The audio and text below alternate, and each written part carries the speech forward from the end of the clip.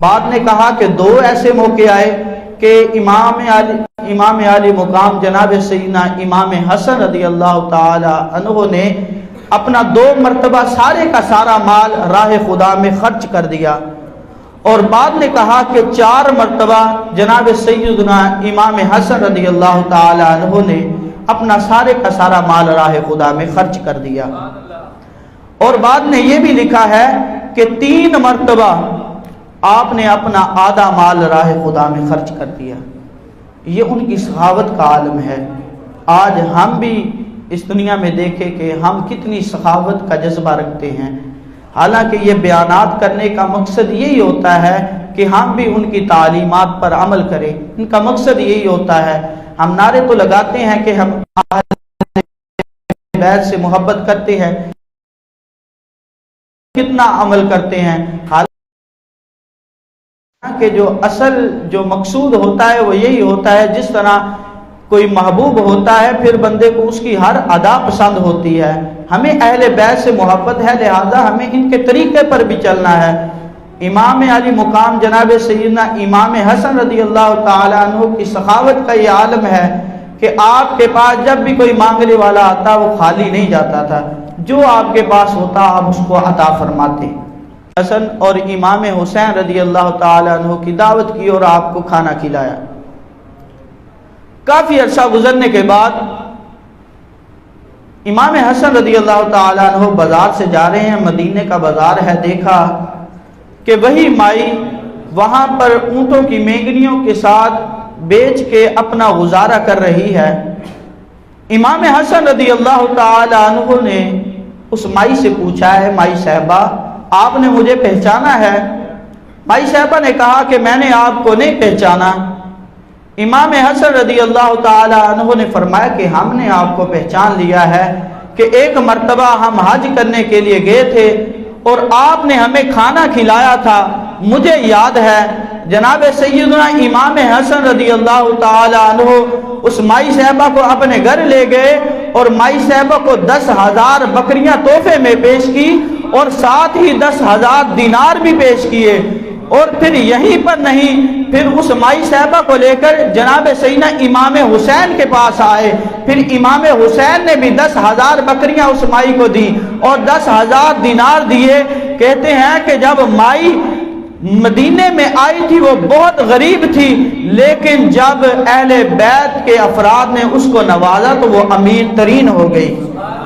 تو اعلیٰ حضرت فرماتے ہیں کیا بات رضا اس چمنستان کرم کی، کیا بات رضا اس چمنستان کرم کی، زہرا ہے کلی جس میں حسین اور حسن پھول۔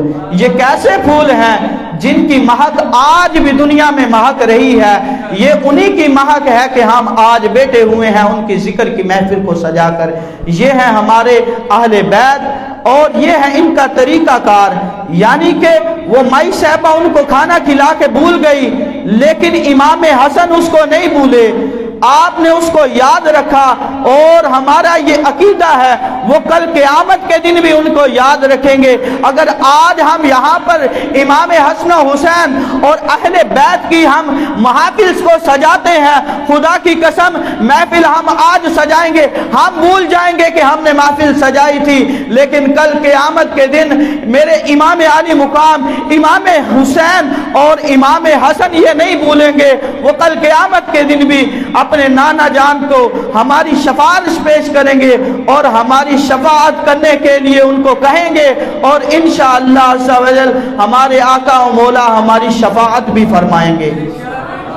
نعرہ تکبیر، نعرہ رسالت، نعرہ تحقیق، نعرہ حیدری، نعرہ غوثیہ۔ یعنی یہ ہیں ہمارے اہل بیت، یعنی وہ دنیا میں نہیں بھولتے تو وہ کل قیامت کے دن ہمیں کیا بھولیں گے۔ اور پھر لجپال آقا کریم علیہ الصلوۃ والسلام کی تو کیا بات ہے، وہ آپ نے واقعہ ایک سنا ہوا ہے کہ میرے نبی کریم علیہ السلام نے فرمایا قیامت کے دن ایک بندے کو گھسیٹ کر جہنم کی طرف لے جایا جا رہا ہوگا۔ نبی کریم علیہ الصلوۃ والسلام آئیں گے اور فرشتوں سے کہیں گے کہ ذرا رک جاؤ، اور فرشتے رک جائیں گے. نبی کریم علیہ السلام فرمائیں گے اس کے نامہ اعمال کا دوبارہ وزن کیا جائے. دوبارہ نامہ اعمال کا وزن کیا جائے گا. نبی کریم علیہ السلام ایک خط یا ایک کاغذ کا ٹکڑا نکال کر اس کی نیکیوں والے پلڑے میں رکھ دیں گے تو اس کی نیکیوں کا پلڑا جو ہوگا وہ وزنی ہو جائے گا اور اس کو پھر جنت میں جانے کا حکم ہوگا. جب وہ جنت میں جا رہا ہوگا اور حسرت بڑی نگاہ سے نبی کریم علیہ السلام کی طرف دیکھ رہا ہوگا اور پھر نبی کریم علیہ السلام سے عرض کرے گا کہ آپ کون ہیں کہ اتنی مشکل حالات میں بھی آپ نے میری مدد فرمائی. تو نبی کریم علیہ السلام فرمائیں گے اے میرے امتی تو نے مجھ پر ایک مرتبہ درود پڑھا تھا, میں نے وہ محفوظ کر لیا تھا, تیرے آج وہی کام آ گیا.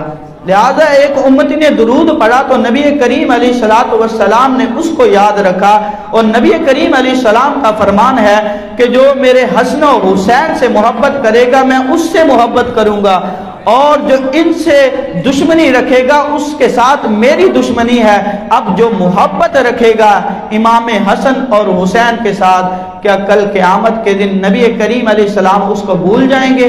یہ ہو ہی نہیں سکتا. وہ تو ایک مرتبہ درود پڑھنے والے کو نہیں بھولتے, جو نبی کریم علیہ السلام کی اولاد سے محبت کرنے والا ہو اس کو نبی کریم علیہ السلام کس طرح بھول سکتے ہیں. امام ابن عساکر نے تاریخ بغداد میں لکھا ہے, کہتے ہیں کہ حضرت اسامہ رضی اللہ تعالیٰ عنہ صحابی رسول ہیں, یہ بیمار ہو گئے. امام حسن رضی اللہ تعالیٰ عنہ کو جب ان کی بیماری کا علم ہوا تو آپ ان کی عیادت کے لیے تشریف لے گئے.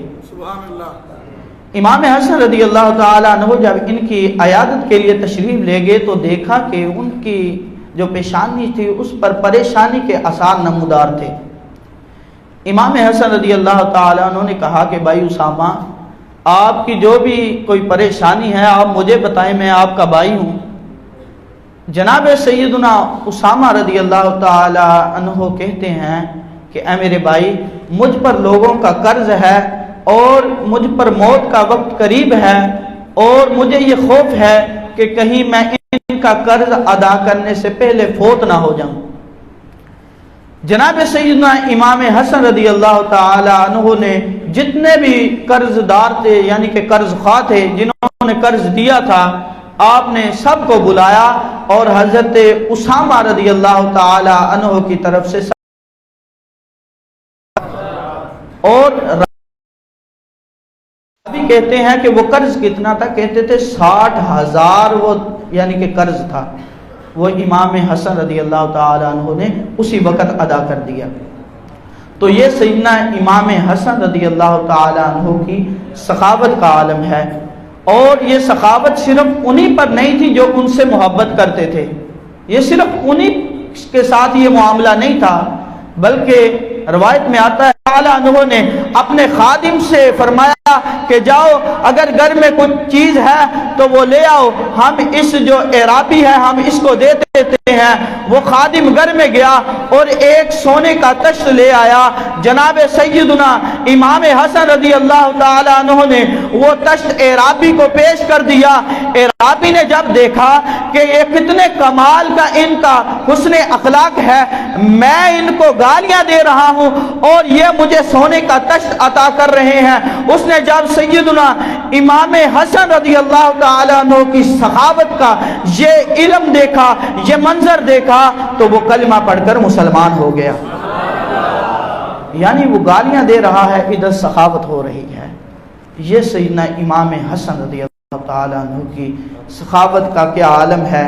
اور اسی طرح ایک اعرابی امام حسن رضی اللہ تعالی عنہ کے پاس آیا اور ابھی آ کے اپنی حاجت کو بیان نہیں کیا اور دل میں خیال ہے کہ میں امام حسن رضی اللہ تعالی عنہ سے کچھ مانگوں, کیونکہ مشہور تھا کہ جو بھی آ جائے پنجتن کا گنانا اس کو خالی نہیں موڑتا.